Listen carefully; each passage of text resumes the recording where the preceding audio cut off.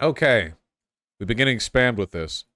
Rick and Morty co-creator Justin Roiland faces felony domestic violence charges. Damn, felony. Woo! Woo woo! Woo woo! Woo woo woo! Oh, jeez. Is this the guy who does the funny voices, or is that the other guy? He is, I think. Oh, jeez, Rick. Morty. Okay. Justin Roiland, star and co-creator of the animated comedy series Rick and Morty, haven't heard of it, has been charged with felony domestic violence in Orange County in connection with a 2020 incident. According to a criminal complaint filed in May 2020 by the Orange County District Attorney, he appeared in court Thursday for a pretrial hearing. He pleaded not guilty in 2020. In a statement, one of Roiland's attorneys wrote his client is innocent and he expects the case will be dismissed. Well, looks like it wasn't. We look forward to clearing Justin's name and helping him move. Plot twist: he actually is innocent, and this district attorney just fucking hated High on Life and wants to shut him up for a while. They're just like, I do not want any more media where the joke is the quirky voice guy. I am locking him up. Let's go through his papers. What can I get him on? Holy fucking based, dude. Holy fucking based. NBC News obtained the criminal complaint in the case, which charged Roiland, 42, with one felony count of domestic battery with corporal injury and one felony count of false imprisonment by menace, violence, fraud, and or deceit. Those are some pretty serious charges. NBC News is the first to report publicly on the case. Yeah, jerk yourself off more. The complaint states the incident occurred on or about January 19th, 2020, against an anonymous Jane Doe who was dating Roiland at the time. He pleaded not guilty to both charges. A trial date is not currently set. He was arrested and released on a $50,000 bond in August 2020. A protective order filed in October 2020 and documented in the court minutes said Roiland is not to harass, threaten, or surveil the person named in the protective order, who is not known to NBC News. Roiland cannot go within 100 feet of the person, according to the order, which also ordered Roiland to turn in any firearms he owned. Damn! Okay, they must have something on him for a full firearm confiscation. That's not like a cop shows up and like she has a black eye, I don't think. I mean, this seems a bit more substantive than that. The firearms thing, I feel, is standard. No, this is normal. Wait, really? A full gun confiscation without any conviction?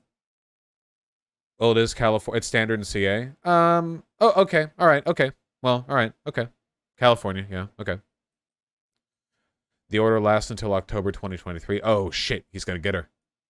Details of the case are currently being withheld from the public under a protective order. The affidavit in support of Roiland's arrest is also sealed, so there's not much, like, detail-wise to go through. Over the past 3 years, as the domestic violence case has inched along, Roiland's career has progressed. He released an NFT art collection with over a dozen works in 2021, which sold for over $1.65 million. He released another NFT project in 2022. Great. He also sold his first painting via Sotheby's auction in 2021. Also co-created and voiced the main character in Hulu's Solar Opposites, which I know that, like, creators who are very popular for one specific work are encouraged to keep that theme running. But holy shit, man. I watched 5 minutes of Solar Opposites, and the only thing that I thought was just like, fuck. Just release more Rick and Morty if you want to release more Rick and Morty. Do a Rick and Morty spinoff or release the seasons more often. Don't just make another show that's Rick and Morty. Like, fuck. Come on. Renewed for a 5th season? Oh, I didn't even know it was still running. Also released the video game High on Life in 2022. Developed through studio Squanch Games. It became the top-selling game on Steam. And fourth mode played Xbox Game of the Week of its release. Roiland won an Emmy for Rick and Morty. Okay, right, okay. Phenomenal. Well, obviously, we don't really have any details because they're being withheld, along with the affidavit, so. It's funny I played it with Game Pass. Man, maybe. Every bit I saw on Twitter looked really bad. I know it's not fair to judge it by its cringiest moments. I guess it just bothers me that he's just using the Morty voice again. And I really hate this, like, genre of over-explaining comedy. Can't we all agree that the best Rick and Morty bits are the ones where they run through, like, 3 or 4 jokes in 10 seconds and they move on to the next scene and not do the Family Guy thing of, like, like Peter will fart on Meg's face, and then she'll be like, "You farted on my face," and he'll be like, "Nah, yeah, I farted on your face," and she'll be like, "That's gross," and he'll be, "Nah, I love farting on your face. I'm gonna do it again." From farting your face, you can't get out of my face. You're farting on your face. Your face is trapped. You can't. And then it just does that for like 6 minutes or something. There was some bits from the fucking High on Life shit, man. Like that stupid Akira elevator bit where it was like, "Yeah, thank you, congratulations. We all get reference humor and." And we all get not shutting the fuck up. We all understand. For some reason, they try to be smarter than their own jokes. Yeah, to me, it reeks of insecurity. It reminds me of something that Video Game Donkey said in his review of Banjo-Tooie, where he said that the puzzles and the levels in Banjo-Kazooie were confidently simple. That they were okay with being simple because they were confident in the satisfaction and in the interest of that, and they didn't try to over-design their shit or like outsmart themselves or their players. And I think sometimes like it's okay for you to just do a joke and like move on rather than like thinking, "Oh my god, they've already done that joke. We have to like meta commentary on the joke so it's not the same as the joke that the joke they already heard of is, and we have to like wrap up this joke in like this meta irony package." Isn't this something people are complaining about a lot with this new Velma show, which looks like dog shit? That it's like it feels like the writers were insecure with the material they wanted to make, so everything has to be like hyper ironic and like meta tangential, you know? I hate that shit, man. I hate that so fucking much. There's nothing wrong with being sincere with your jokes. Whoa, hold on. Is this true? Wait, hold on. This had better not be true. Wait, come on, come on. Justin Roiland helps Alex Hirsch hook up with underage teen girls. A lot of these guys are just as predatory as John K. They're just not as good at it because they're total dweebs and honest, so don't even ask. I hope this gets disproved, dude. Holy shit. This is just some random fucking... I'm gonna need more sources on this one, Chief. Really glad Rick and Morty can talk for... Used to be friends just really. He confirmed he's great at creep. You became his friend 17 frequently part of... So this is allegedly Justin Roiland. What's wrong with the weird date? Haha, it wouldn't be weird unless we were awkward about it. It would be fun. Don't be a homo unless you are a homo, and that's totally okay if you are. I have some girlfriends you might like. Wow, I totally believe this is Justin Roiland, though. Holy shit. If this is fake, this sure managed to capture how Justin Roiland would flirt with a 17-year-old. Yeah, Alex Hirsch is the Gravity Falls guy. Hey, dude, get a VS. You don't fuck. Wait, is he gay? Is Roiland bi? I don't know. Look, whatever. Invited me to a singles party and wanted me to hook up with Alex Hirsch when I was barely able to turn 18. I made a big post about it here, and he sent this. Don't tumble the stuff about Alex. It makes him look like a sleaze, and he didn't even know I was trying to play matchmaker. Can you take that stuff down? Okay, wait. So is the allegation here that Justin Roiland was trying to get with a 17-year-old guy and, like, play matchmaker between them and Alex Hirsch, but Alex Hirsch didn't know? Okay, I hope to God that's what we're talking about here, because I really, really, really, really don't want... Okay, so even here, it doesn't seem that anything directly implicates Alex Hirsch. Vaush, Alex Hirsch had sex with somebody 19 when he was 30 plus. The girl said so on video. Damn, fucking hell yeah, dude. Alex Hirsch, fucking Big Dick McGee, did his best Bill Cipher voice, walked onto the set of Barely Legal Teens Bang Bust Anal XXX, and just went to town on the entire cast list. Absolutely. He actually did do the Grunkle Stan voice in bed. Yeah, they love that shit.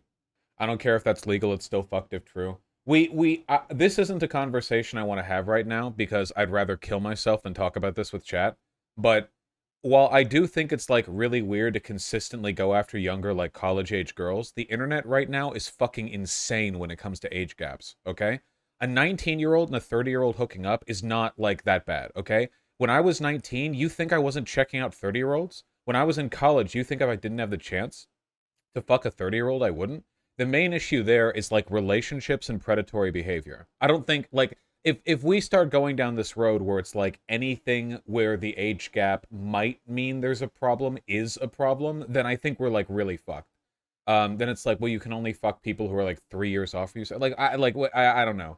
Obviously, if a guy's 30 and he keeps going after like 19-year-olds, that's pretty fucking weird. Or if they start like dating, or if there's some exploitative thing there, or they keep taking advantage of the fact that the 19-year-olds are younger or whatever, that's pretty weird. But like on the face of it, if you're at some party and you hook up with some chick and she's like in college and 19 or what, I don't like, yeah, I don't know.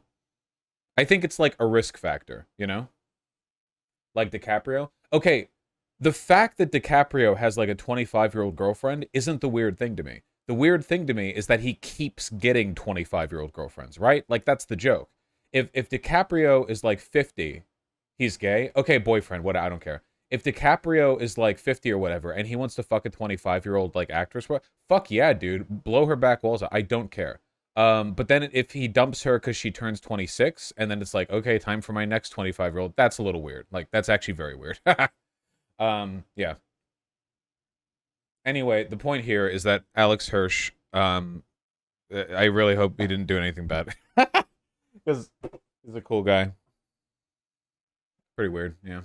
I actually agree with you, but I can't help remembering a previous stream where you said pretty unambiguously that even mid-20s guys going for legal teens flat out weird. If I said that, I think it's like, I mean relationships. Because I'm 28, and I'm trying to think, like, if I could, like, meet up with a 19-year-old girl, like, I mean, I don't know what I would get out of that, like, in a relationship sense. Because totally different parts of our life, right? Like, she would be starting college, basically, or, like, mid through college, I think, depending on her birthday. I don't know. I think, like, dating there is, like, pretty weird. But if it was, like, a party and then we fucked or something, it's just like, oh, yeah, I'm 19 years. Like, I don't think that's even on the same level, personally. It's really about predatory behavior. Like, that's the main issue, I think, that people should be concerned with.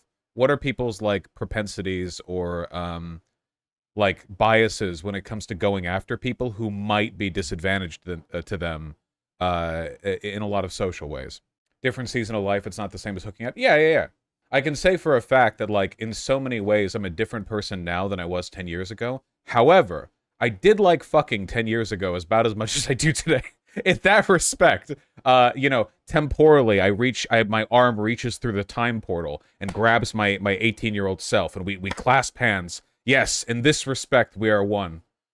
So, you know, you have that going on at least. I feel like if I tried to have a conversation with myself at 18, though, I'd punch me. The DiCaprio age gap even got reported on. Yeah, I saw the chart. The chart is very funny. Yeah, the famous DiCaprio girlfriend age chart right here. This is, yeah, it's not that he's dating a 25-year-old. It's that he refuses to go above 25. I'd punch the 18-year-old me, not the other way around. I feel like the other way around, like 18-year-old me would just be like, dude, I get to be a streamer and rich? Holy shit. I would punch the younger me. No, I have not, Big Cat Boy. Look at the dude who made the post Twitter. He's a fucking nutter. Oh, I already closed it. Fuck, I already closed it. How's he a nutter? Can you link something? Nutty? Exactly, Vulture Video. 18-year-old you would deck you in a 1v1 though, Vaush. True! I'd lose in a fight. Yeah. Control Shift T to reopen your last tab. It's not the last tab. I'm always closing and opening tabs for fun. The tweet was also from 2020? Oh. I'd give 18-year-old me 10k and tell him to invest in Bitcoin. Yeah, also tell him when to uninvest. It's not enough to invest there. You have to know when to get out of that, too. Says it. Please stop what you're doing. Listen to this girl spill the tea on Alex Hirsch having sex with her when she was 19-year-old. He was 34. I'd be like, wow, animation students are so, like, gay and stupid. He'd be like, yeah, I hate them, but you're one of the cool ones. I don't know why I'm even indulging in this, but fuck it, why not? Sex with Alex Hirsch for a little while, and I never really told anybody. Basically, I was having sex with Alex Hirsch for a little while, and I never really told anybody, because he was like, don't tell anyone that we're doing this. Because I was 19, and he was... Okay, that's pretty weird. If you're, listen, okay, if you're at, like, a party or some kind of thing or whatever, and you're just slinging your dick around, and you fuck a 19-year-old, that's, like, I don't think that's, like, morally wrong. If you're, like, consistently hooking up with them and do it, like, try to be, hey, be quiet about this, that's pretty fucking weird, I think. That's pretty weird. He's, like, 34 or something. And I had sex with him a few times, and I recently stopped having sex with him. Really... I don't know, he said a few really creepy things to me, and the age gap was massive and kind of weird, so...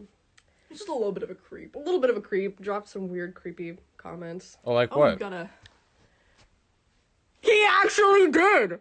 He actually What? Oh, what the fuck? Hello? did do the During sex. the Well, grunkle sex. Yeah, during sex. He said some degrading shit to me. Really? Yeah, What? what I'm not gonna repeat. In the Grunkle Stan voice? No, he was dating Dana while we were having sex. They're in an open relationship, Yeah, they're in like right? an open relationship, and he was like, "Ah, it's okay, she knows." He was like, "Oh no, it's totally cool." Oh no, but I asked one time, I was like, "Does she know how old I am?" And he was like, "Shh, no." Oopsies. I was like, "I'm 19." Oh, the weird teacher kind of thing that he Yeah, did. he did know that I made art. I don't know, sometimes when, like, in between sex, he would, like, we'd go sit on the couch or something, and he'd pull out his sketchbook, and he'd be like, "Did you know that Chuck Jones used to draw Bugs Bunny like this? And he would have this kind of character design," and, like, start explaining shit to me. But yeah, he would, like, sit Okay, that seems fine. me down and, like, tell me about, I don't know, the industry, and I'd be like, "Wow, animation students are so, like, gay and stupid," and he'd be like, "Yeah, I hate them, but you're one of the cool ones." You're one of the ones that I want to have sex with. Yeah, no, what he would say to me sometimes, he'd be like, "This would be different if you weren't so talented." Like, you wouldn't fuck you if you couldn't draw. I don't know. That's it. He doesn't even see age. He just sees drawing talent. If there's anything we can learn from this, it's that animation students are stupid and gay. Now we know. Here's a link explaining the dude's a nutter. This motherfucker has me blocked? NXT Dexterio? Why does everyone have me blocked? Do you think it'll stop me from seeing what you're fucking posting? Do you think anything can stop me? It turns out I've been going down the rabbit hole a couple seasons as far as Alex Hirsch smear campaign insurrected by an industry-hating cult following of known pedophile John K. lovers. Like, check out him and his oomph bro. What is this? What? I don't know what any of this is. I don't understand. I don't know anything that's going on. I have no idea. I have no idea what's going on. I don't know. I'll never know. It's beyond me. It's foreign. It's eldritch knowledge. Forbidden lore. You didn't have to cut me off. Yeah.